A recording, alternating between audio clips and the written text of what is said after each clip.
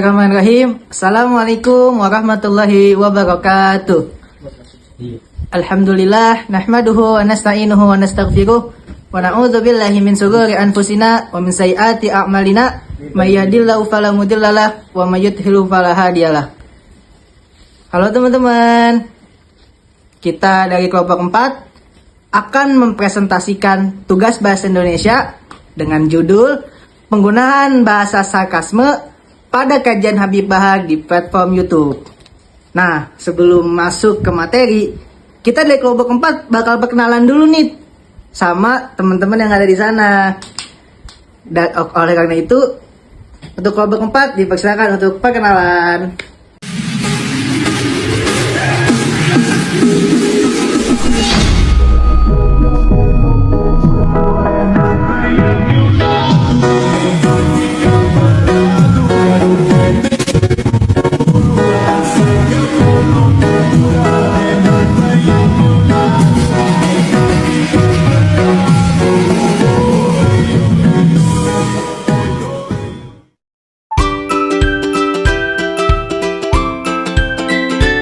Bismillahirrahmanirrahim. Assalamualaikum warahmatullahi wabarakatuh. Saya di sini ingin mempresentasikan penelitian apa yang sudah kita teliti. Pertama, pendahuluan. Bahasa adalah alat berkomunikasi kepada orang lain yang efektif dan berpengaruh. Dakwah adalah sarana yang efektif untuk menyebarkan agama yang benar. Dai harus mampu menjiwai dan pendidikannya untuk mengajak orang lain agar menjadi berjalan dengan yang lurus dan kehindaran dari kesesatan. Baik, itu saja yang dapat saya sampaikan dan dilanjut oleh Syafira Khairunisa.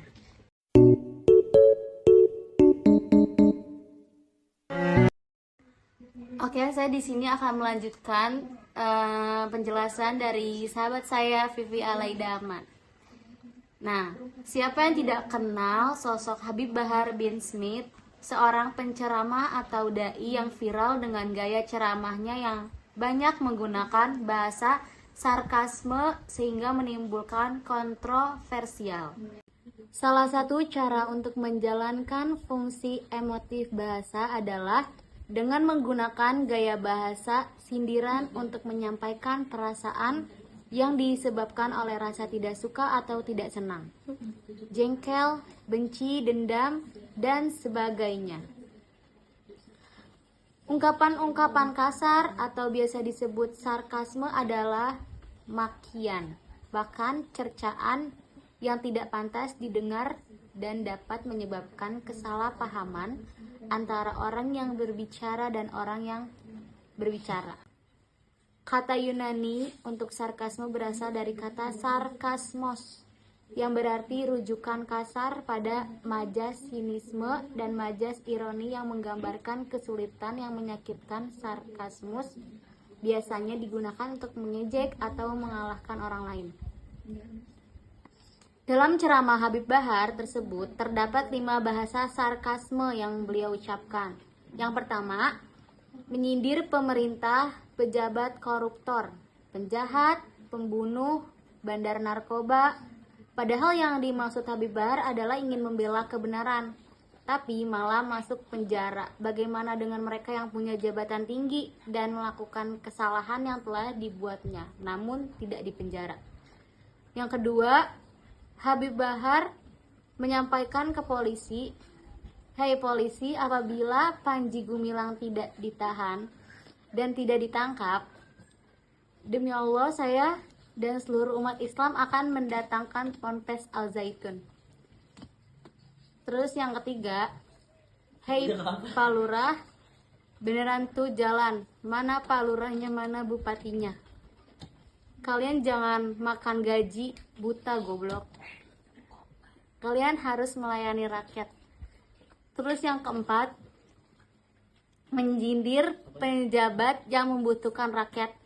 Masyarakat cuma minta bantuan rakyat kalau lagi butuhnya doang. Yang kelima, calon presiden banyak yang ngomong doang tapi nggak dikerjain.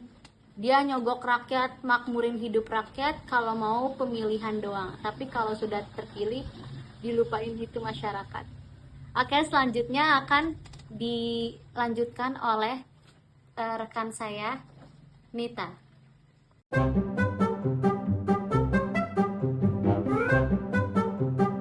Baik, di sini saya akan melanjutkan presentasi dari Syafira Khairunisa. Media sosial telah menjadi bagian penting dari masyarakat untuk melakukan komunikasi karena mereka memilih dan membuat pesan dan menyampaikan pesan kepada masyarakat dengan mudah dan cepat. Bahasa yang digunakan netizen mengandung makna sarkasme dan bentuk komentarnya pun sangat bervariasi karena netizen tahu pengguna internet salah menggunakannya. Mereka sering melakukan perilaku seperti memaki, mengucapkan kata-kata kotor, dan merendahkan diri korban. Di Indonesia adalah negara yang sangat rentan terhadap sarkasme, sebab akibatnya orang-orang di media sosial menjadi terbiasa menggunakan bahasa kasar dan sarkastis. Ada banyak tanggapan, komentar dari netizen, dan ada beberapa netizen yang memberikan komentar negatif, seperti merendahkan sosok Habib Bahar. Kebanyakan dari netizen mendukung Habib Bahar dan mendoakan beliau supaya beliau sehat dan dapat menyebarkan agama yang lebih luas lagi. Ada juga nih netizen yang memuji beliau seperti, bagus ceramahnya Habib Bahar, tidak ada sombongnya. Ciri ceramahnya ada yang keras dan ada yang lembut. Gak apa-apa, yang penting tujuannya mulia. Gitu dong Habib Bahar, baru saya suka. Tapi ada beberapa netizen yang menghina dan mencela Habib Bahar, seperti pengajian tuh harusnya diisi dengan sholawat biar adem. Kok isinya politik, kebencian, ada gitu. Tidak heran dengan penyampaian ceramah Habib Bahar dengan gaya bahasa sarkasme beliau. Banyak pihak atau masyarakat yang terpengaruh, terutama anak muda. Kebanyakan para jamaah itu sangat banget antusias dan menjadi lebih semangat dalam mempertahankan syariat Islam. Tidak hanya itu, netizen juga ikut terpengaruh dengan ceramah yang beliau sampaikan. Kami pun setelah menonton videonya Habib Bahar menjadi lebih semangat dalam memegang teguh keimanan kepada Allah Subhanahu wa taala. Selanjutnya, presentasi metodologi akan disampaikan oleh teman saya yaitu bernama Firia Afrianti.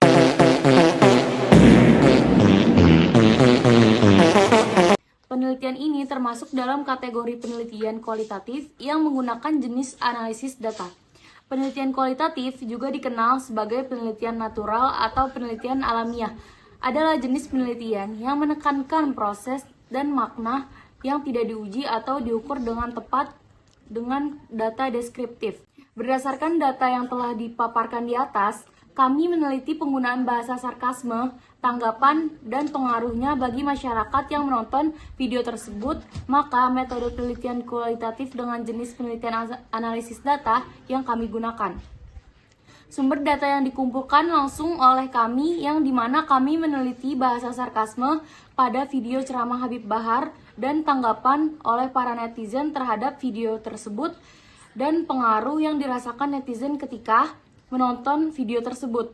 Kami yang meneliti beberapa jurnal yang membahas terkait sosok Habib Bahar.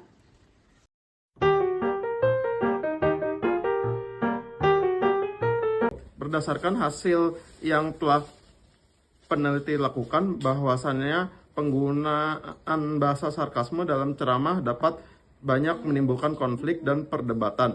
Apa saja bahasa sarkasme yang digunakan Habib Bahar ketika menyampaikan ceramah pada acara Maulid Nabi Muhammad SAW di Dusun Balang, Desa Pakondang? Berikut bahasa sarkasme yang digunakan Habib Bahar di Dusun Balang, Desa Pakondang. Pertama, beliau menceritakan ketika sedang gencar-gencarnya PSBB dan sedang ketat-ketatnya COVID-19, beliau ditangkap karena dianggap sebagai provokasi. Pada ceramah beliau, Habib Bahar mengatakan, wahai presiden, wahai aparat, wahai para pejabat, rakyat, masyarakat, kalian kurung dalam rumah. Tidak boleh keluar sedangkan tidak kalian beri kebutuhan pokoknya.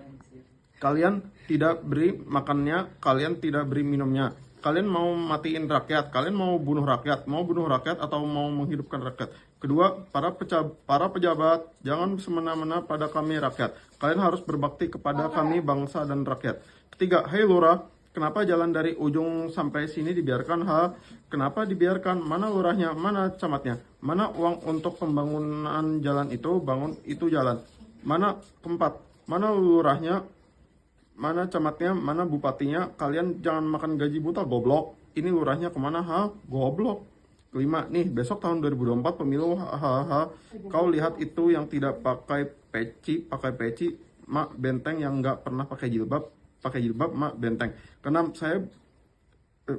beliau juga bercerita pada tahun 2017 beliau pernah dilaporkan, saya tahun 2017 pernah dilaporkan karena menghina Megawati. Waktu itu saya bilang PDI sarang PKI.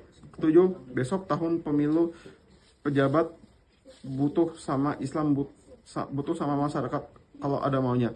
Berikut presentasi materi selanjutnya akan dilanjutkan oleh rekan saya, yaitu Muhammad Fajil Rabbani.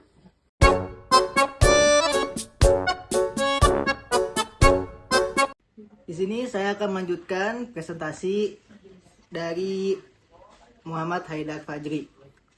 Bagaimana tanggapan masyarakat terhadap bahasa sarkasme yang disampaikan oleh Habib Bahar ketika beliau menyampaikan ceramah pada acara Maulid Nabi Muhammad di Dusun Balang, Desa Pakondang?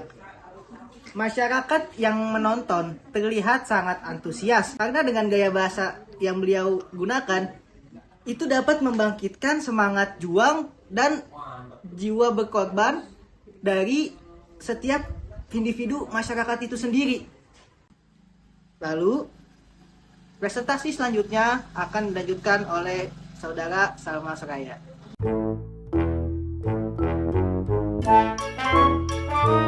Selanjutnya adalah penutup.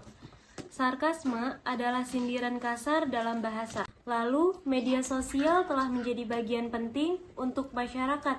Bahkan dalam menggunakan internet, mereka dapat mengirim komentar-komentar melalui sosial di era modern ini. Dalam kolom komentar, orang dapat berbicara satu sama lain, memberikan pujian atau cacian. Bahasa yang digunakan netizen mengandung makna sarkasme dan bentuk komentarnya pun sangat bervariasi. Ada banyak tanggapan dan komentar dari netizen, dan ada beberapa netizen yang memberikan komentar negatif seperti merendahkan sosok Habib Bahar bin Smith. Kebanyakan dari netizen mendukung Habib Bahar dan mendoakan beliau. Agar apa? Supaya beliau sehat selalu dan dapat menyebarkan agama Islam lebih luas lagi. Tidak heran dengan penyampaian ceramah Habib Bahar dengan gaya bahasa sarkasme beliau. Banyak pihak dan masyarakat yang terpengaruh, terutama anak muda. Kebanyakan para jamaah sangat antusias dan menjadi lebih semangat dalam mempertahankan syariat Islam.